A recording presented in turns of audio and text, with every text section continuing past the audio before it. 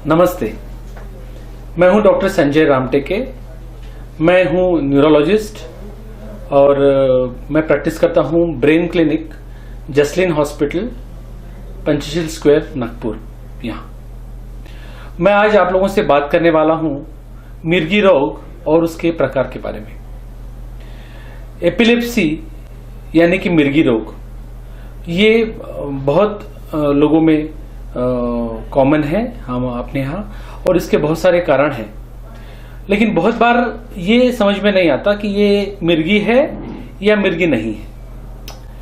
तो बहुत बार क्या होता है कि मामूली चक्कर लोगों को आते हैं और बहुत बार उसको लोग मिर्गी समझ बैठते हैं। बहुत बार बीपी कम होने के कारण, या स्कूल में बच्चा प्रेयर में बैठा है और बीपी लो हो गया तो चक्कर आके गिर जाता है, या कभी कोई आदमी ऑफिस में या रास्ते में चक्कर आके गिर जाता है। तो हर कोई चक्कर ये मिर्गी नहीं होती।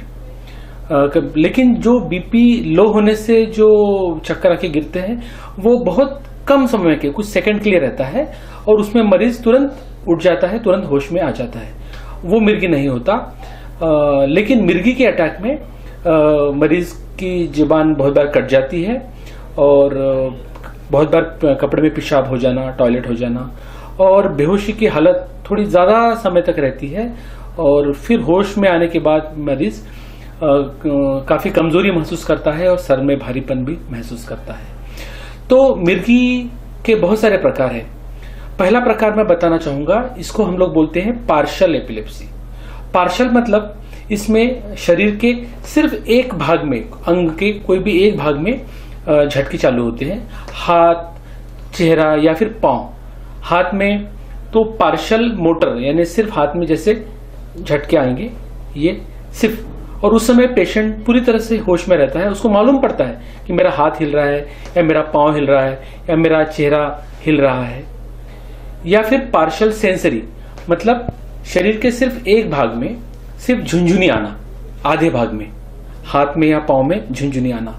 ये भी पेशेंट को मालूम रहता है कि उसे झुंझुनी आ रही है। वो कुछ समय तक रहता है और निकल जाता है। उसमें पेशेंट बेहोश भी नहीं होता, ना ही उसकी जुबान कटती है या फिर कपड़े में पेशाब होती है। तो ये हुआ पार्शियल एपिलेप्सी का प्रकार। दूसरा प्रकार है जिसको हम लोग बोलते हैं complex partial seizures. Complex partial seizures, इसमें पेशेंट को से जब हम बात करते हैं तो वो ऐसा लगता है वो अपनी अलग दुनिया में है। वो उस समय जवाब नहीं दे पाता या अपने से बात नहीं कर पाता। लेकिन वो गिरता नहीं है, या हाथ पैर में बहुत झटके भी नहीं आते उसको। सिर्फ वो ओठों की एक अलग मूवमेंट करेगा, आंखों की अलग तरह से हलचल करेगा, एक तरफ देखेगा, थोड़ा हाथ पांव की अजीब हरकत करेगा, लेकिन वो बैलेंस कर सकता है, या फिर वो गिरता नहीं है, हाथ पैर में जोरों से झटके भी नहीं आते।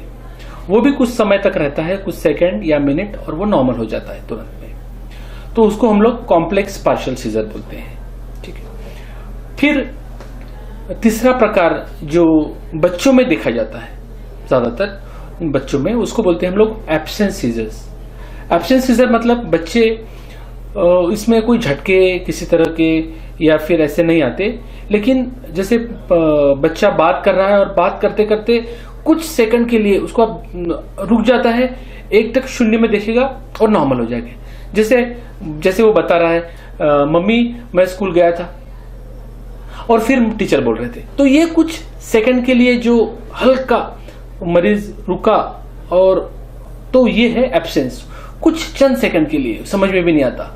और ऐसा जो प्रकार होता है उसको हम लोग बोलते हैं एब्सेंस सीजर। ठीक है। फिर चौथा प्रकार है, वो है मायोक्लोनिक एपिलेप्सी। मायोक्लोनिक एपिलेप्सी, ये जो एपिलेप्सी का प्रकार है, इसमें मरीज को सिर्फ ऐसा एक झटका आता है जिसको हम लोग झटका बोलते हैं। ऐसा अक्सर मरीज बताता है कि मैं कुछ काम कर रहा था और अचानक मेरे हाथ से कुछ छूट गया, मुझे पता नहीं चला कि कैसे छूट गया। पेन छूट गया, या हाथ से कब्बसी छूट गई, या प्लेट छूट गई। और कभी कभी वो झटके से धड़ाम से नीचे गिर जाता है। उसको समझ में नहीं आता वो कैसे गिरा। उसको इसकी पूरी जानकारी होती है कि मुझे झटका आया और मैं गिरा। उसमें ना तो पेशेंट बेहोश होता है, ना तो कपड़े में पेशाब होती है, ना फिर दांत बैठ जाते हैं या जुबान कटती है। सिर्फ एक जर्क, जिसको हम लोग मायोक्लोनिक एपिलेप्सी बोलते हैं, जर्क। तो ये एक हो गया है मायोक्लोनिक एपिलेप्सी का प्रकार। और अगला प्रकार है जिसको हम लोग बोलते हैं generalised tonic clonic epilepsy. Generalised tonic clonic epilepsy ये एपिलेप्सी का वो प्रकार है जिसमें शुरुआत एक हाथ से या चेहरे से या एक पांव से झटके की शुरुआत नहीं होती, बल्कि पूरे बदन में एक साथ मिर्गी का अटैक आता है। दोनों हाथ दोनों पांव एक साथ झटके आते हैं, हाथ पांव टाइट हो जाते हैं पूरे, एक मुंह में से लार निकलती है, झाग निकलना चालू हो जाता है, दांत बैठ जाते हैं, कभी कभी जीभ के बीच में, जीभ दांतों के बीच में आ जाती है, कभी भी बहुत बार कट जाती है। और ये कुछ सेकंड से कुछ 1-2 मिनट तक रहता है और फिर वो झटके कम होते होते होते मरीज शांत हो जाता है और फिर कुछ देर तक वो बेहोशी की हालत में रहता है। और बेहोशी में रहने के बाद धीरे धीरे धीरे धीरे वो होश में आ जाता है और उस समय उसके कभी कभी कपड़े में पेशाब उस हाथ में हो जाती है या फिर टॉयलेट हो जाती है। यह है जनरलाइज्ड टोनिक क्लोनिक एपिलेप्सी का प्रकार।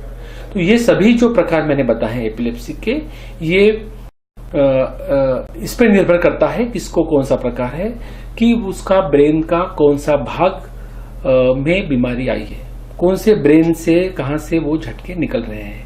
तो इस प्रकार से हमको मालूम पड़ता है कि ब्रेन ये एपिलेप्सी का प्रकार क्या है, इसका इलाज किस तरह से करना पड़ता है और ये किस प्रकार की फिट है। और आखिरी प्रकार मैं बताना चाहूंगा जो कि एपिलेप्सी नहीं है लेकिन एपिलेप्सी जैसे दिखता है, लगता है, उसको हम जो बोलते हैं सूडो सीजर। सूडो सीजर मतलब उसको दूसरा नाम है साइकोजेनिक एपिलेप्सी, साइकोजेनिक सीजर। तो ये मिर्गी नहीं है लेकिन मिर्गी जैसा लगता है। इसमें इसकी वजह साइकोलॉजिकल यानी मानसिक विकार से ये उत्पन्न होता है और इसमें ब्रेन में कोई ऐसी खराबी नहीं होती और ये झटके दिखते हैं मिर्गी जैसे लेकिन ये मिर्गी के होते नहीं है।